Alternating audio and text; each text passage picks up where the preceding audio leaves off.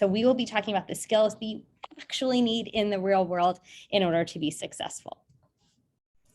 Ampersand is a platform that helps young professionals and entry-level hires get prepared, upskilled, and assessed for the work world. And so we'll be talking about how do you feel 100% prepared for the workforce? What are those skills gaps? And where can Ampersand come in with our platform and with our one-on-one training to help support? Scott, I will hand it over to you. Thanks, Allie. So a big piece of the job puzzle that we talk about a lot here at Ampersand is personal branding. And for those of you who might be new to personal branding, we're talking about how you represent yourself, how you pitch yourself, how you explain what you're about to other people. And this is something that is going to apply across all kinds of different mediums, like your resume, your LinkedIn, your portfolio, how you interview, how you pitch, all of that. And what we're trying to do with your personal brand is articulate what is unique and special about you as compared to all of the other candidates that you're interviewing against, applying against. What makes you different? What's that unique combination of things? And so to get started, I want to walk you through just a couple of the things that go into the recipe. Your personal brand is your experience. It is your skills. It's your values, your passions, your interests. So for instance, we're talking about past work experiences, clubs you might have been a part of, volunteer experiences. For skills, we're talking about things relevant to your industry. For values, we're talking about, are you interested in sustainability? Are you interested in focusing on specific areas of workforce development? For passions, maybe you love biking, so you want to work at a company that supports bike riders. And for interests, you know, that can stretch across a lot of different things. And we'll show you what this looks like in practice in just a second. So how do you figure all that stuff out? How do you word it well? How do you put it together? Great questions. The first thing that I always recommend when I'm working with professionals is to be what we like to call a LinkedIn detective. So you've got this awesome resource at your disposal in LinkedIn. You can go and look at people's profiles who have the job you want. You read their summary, you read your bullet points, and you say, what did they present themselves as, and how did they get the job that I'm seeking? Another piece of the LinkedIn detective puzzle is to search for the jobs you want. Look at the job descriptions, see what skills, interests, experience they're highlighting, and take note of that when you're sculpting your own language. One thing I want to point out, though, is to not copy that. Like, you don't want to just take their skills, make those your own. You want to just look at those skills. Okay, do I have these skills? Is this the right way for me to be presenting myself? But you still need to be authentic to who you are. Sorry, just had to chime in with that one, Scott. Yes. 100%. We're looking for inspiration. So the second one, and I think this is the most important one on the list, honestly, but it's one of the, it takes a little bit more elbow grease, is setting up time to actually conduct networking sessions and informational interviews with people in the field. So using your LinkedIn detective hat, searching for people that might be willing to speak to you, that work at the companies you're interested in, work the jobs you're interested in, and figure out how you can get in a room on the phone with those people to ask, how did you do it? What are people looking for in the application process? And hey, here's a little bit about me. Do you have any advice for how I can represent myself to get the job that you have, or work at the company that you have? And could you maybe put in a good word if you like me? 3, and this is something that we love at Ampersand, is utilizing personality assessments. So all of us have had the experience of sitting down to write about ourselves and failing miserably because it's so hard, right? We often need somebody else to listen to us, to reflect back to us, and then to help us understand. So personality assessments are great, not because they tell you, oh, you're an ENFP, you can only do this one job forever, but because they take all of your input and then they reflect it back to you so you can read, be inspired, and then utilize that to sculpt your unique value add and value proposition for companies. It also gives a shared language, just like ENFP or whatever, from Myers-Briggs, which is one of the most popular ones. It gives you a language that makes you feel really confident in using words to describe yourself, and a shared language too, especially when you're doing an informational interview or you're doing your detective work and you recognize that like a lot of the employees at this company seem to use ENFTJ, whatever, like Myers-Briggs language or Berkman language or Colby language. It seems like they use that common language. Then you can show up, better connect with them and say, I am X by using that same language. Yeah, I love that, especially because what I see a lot in personal branding is people will often use personal descriptors like communicative, detail-oriented, organized. And those are great, but they're also really common and a lot of people use them, so they start to become watered down. But what personality assessments oftentimes do is help you really understand your communication style and give you much more in-depth language to say, for instance, like, an enthusiastic communicator, passionate about putting other people first, or something like that. It'll give you deeper, more specific language as well. Yeah. And to that point, like also confidence in the things that make you you. Yeah. So four, and of course we love this at Ampersand, but coaching sessions are great for the reason that I said before. And when I say coaching, I don't necessarily just mean with a career coach. Having somebody sit across from you, a friend, a family member, a professional coach, and reflecting back to you what they hear, telling you when things don't make sense is really helpful. I sit with a lot of people and listen to their personal brands, and they think it makes sense in their brain. But then me having never met them, I don't actually know what they're trying to tell me. And that's when you start asking questions and learning where the holes in your brand are, which is the perfect segue to five, which is practice. So of course there's safe practice with a coach and friends and family, but then there's real world practice, going into interviews, going into network settings, and actually saying your personal pitch out loud, submitting a resume and seeing what feedback you get. And that's where you're really going to learn what works, what doesn't. So instead of being like, oh, I've got to apply for another job, and then being upset when you don't get it, it sucks. And it's an opportunity to say, cool, what can I tweak or do differently next time?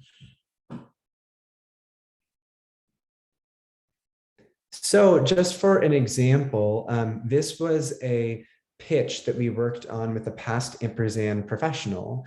And if you can remember some of those pieces that make up the personal brand from before, see if you can analyze them. But this person says, I'm an energetic, innovative, and organized digital designer focused on the intersection of sustainability and accessibility. Whether I'm creating eye-catching graphic and video content for social media, researching competitors to gain a strategic edge, or diving into the data to optimize engagement, I love combining my creativity with my attention to detail. I seek to bridge my 2+ years of agency experience to in-house marketing roles supporting a fun and adventurous brand voice.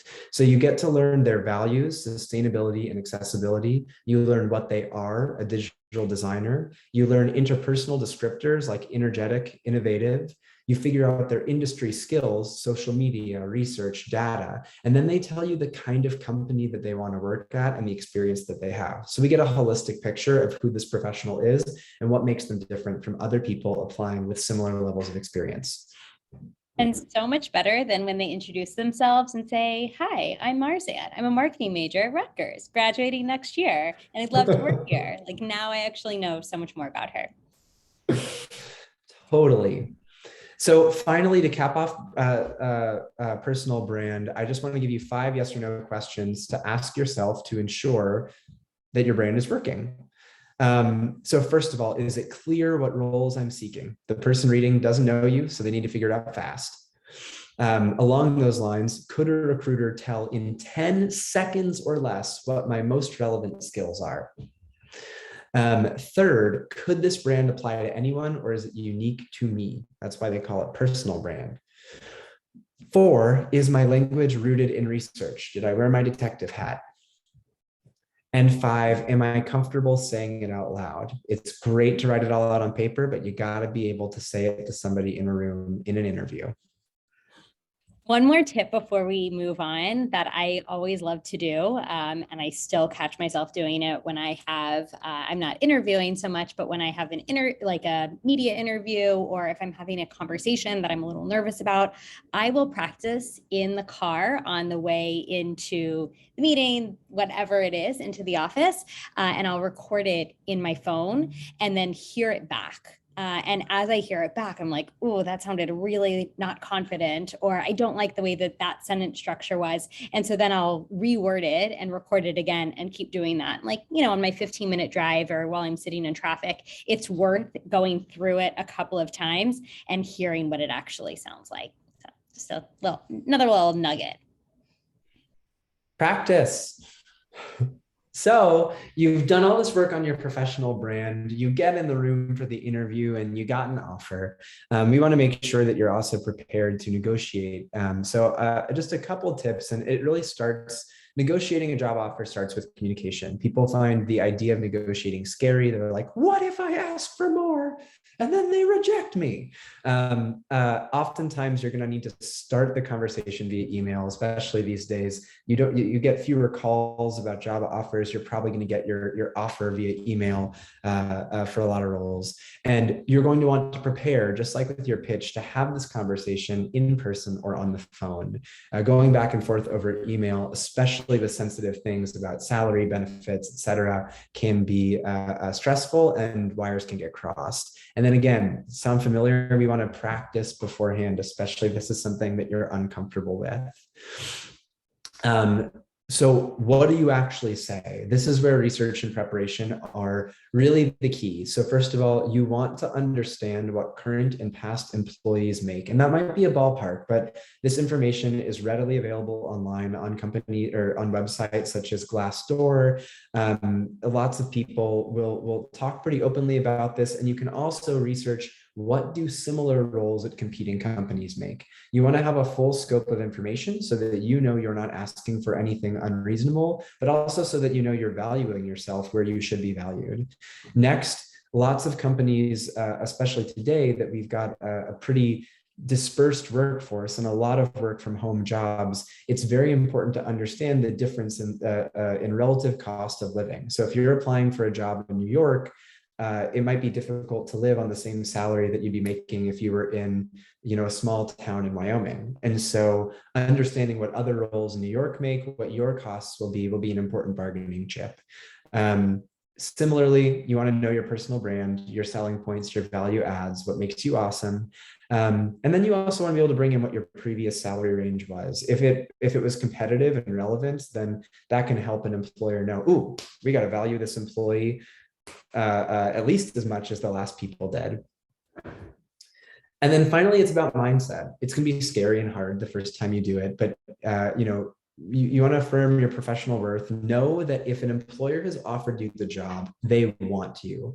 And Ali, please correct me if you disagree, but I would say most employers, unless you handle this without much tact, aren't going to reject you because you ask for a negotiation and raise salary, benefits, especially if you are keeping in mind anything they've told you in the process. They might say no, and as long as you handle that with grace, you should be fine, but it never hurts to ask. I agree that it never hurts to ask, and it shows your worth and your confidence. But to the previous point is to back it up in research. You don't want to ask something ridiculous because that will set you up. They're not going to rescind the offer necessarily, but they might think a little bit differently about how to handle you as an employee. They might think that you're going to leave as soon as you get a better offer. And so there won't necessarily be as many growth opportunities for you or whatnot. So you just want to really take that research into consideration. And if you can find someone who's in a similar field, just to understand, what market rates are in that role and in the city that you're negotiating the offer in, that's super helpful. But no, I mean, you want to know what you're worth, and to Scott's point, they do want you, and so keep that in mind and keep yourself confident and knowing that you are worth what you're worth. You just don't want to get too greedy in that, where you set some unrealistic expectations. So just know what you need. And to that point, Ali, I think our next, like the last thing we say on negotiation is that it's not just about the money.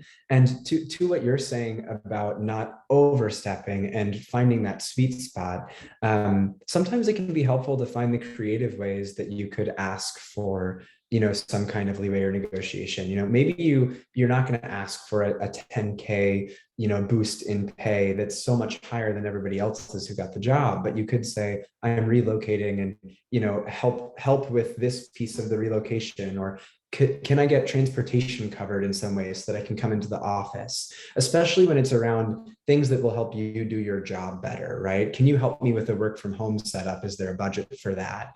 What are the benefits? I've got a medical condition, those kinds of things. So there's a lot to negotiate outside of just the number. And to think it, when you're thinking about the job offer too, you want to, I'd say the number one thing to think about is what the growth potential is. So it might be a salary that you are not thrilled about from day one, but you know that if you take this job offer versus, if you're comparing multiple different job offers, if you take one over the other, but you know that in the next 6 months, you'll have the opportunity to go to these conferences and attend these webinars and, get all this extra mentorship and ability to grow into the next role at that company. And you see that path, it's so worth it to take, if you can, obviously, to take the little bit lower salary. This is just from my own experience, and then build your way up to a place that is so much greater than getting the bigger salary at the beginning, but then zero growth potential for the next 2 years. So just that's based off of my bias and my experience, but something that has worked well for me and many of my mentees over the years.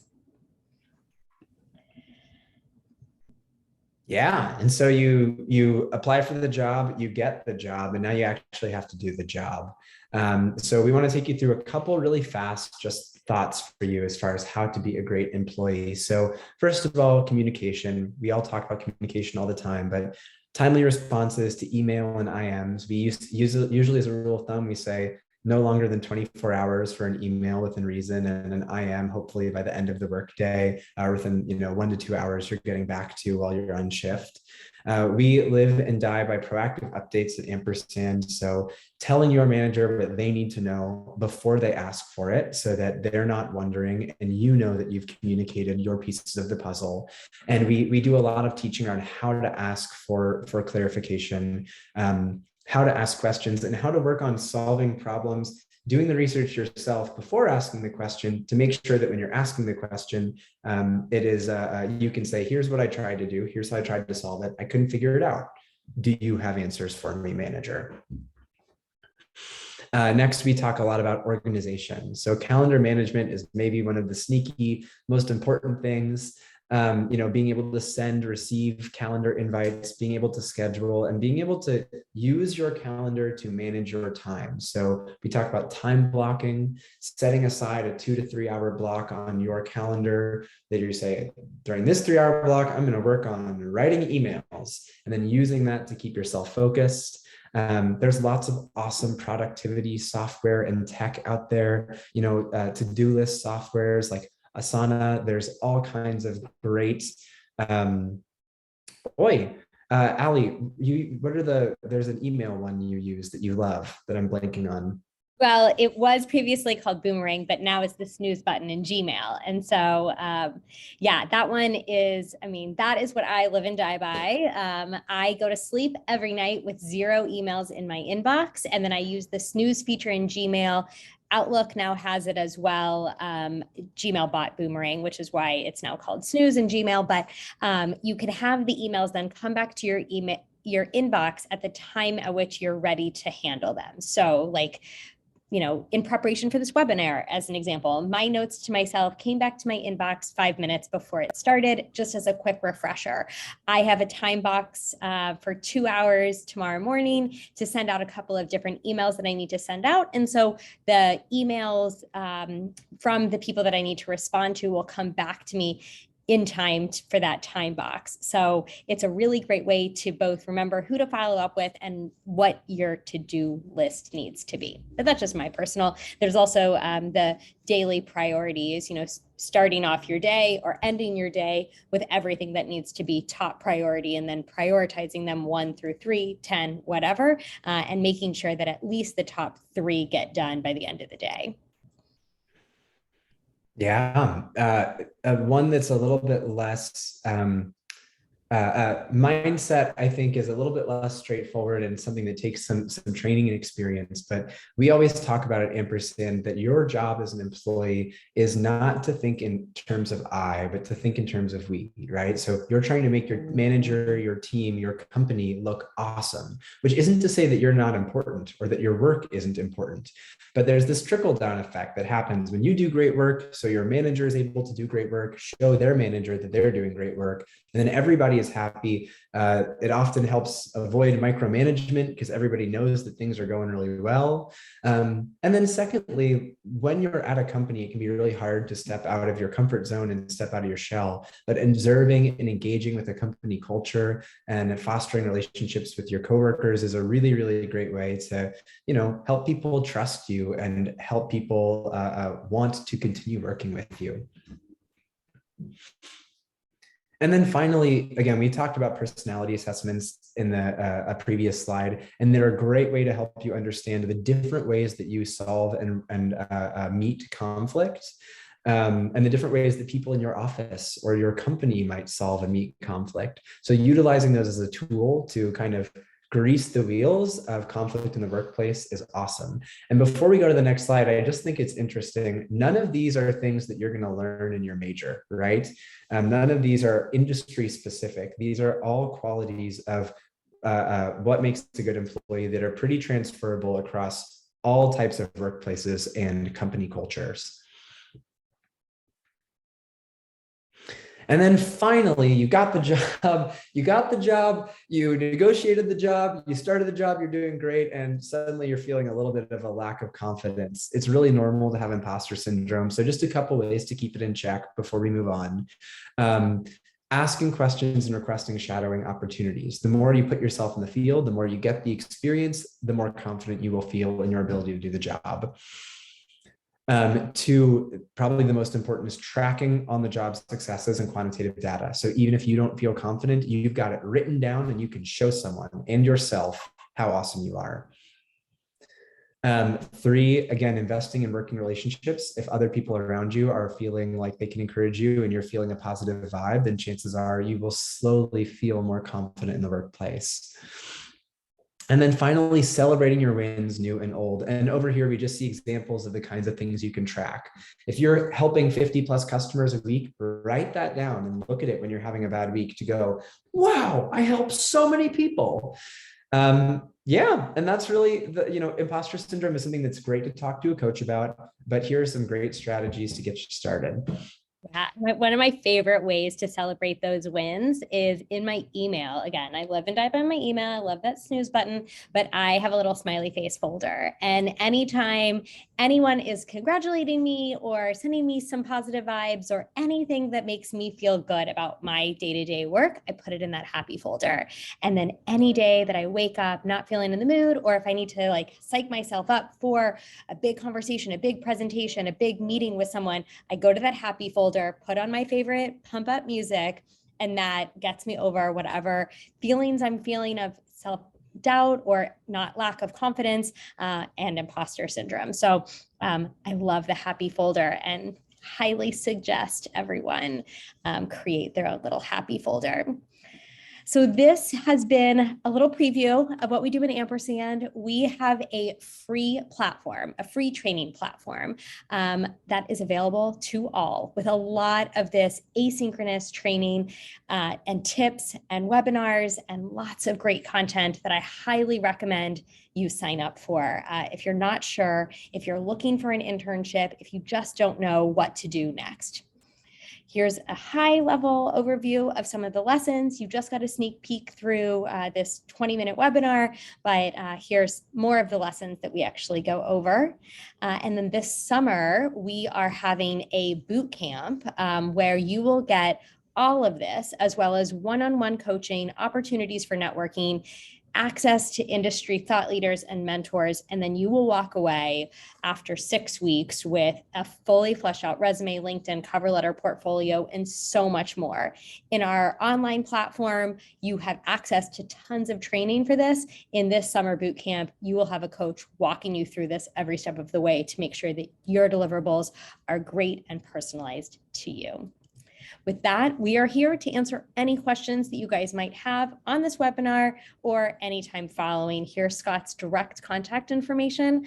I forgot that you were putting your actual email address on here, so blow him up, ask him all the questions. Scott has all of the resources and is available to you guys at any time.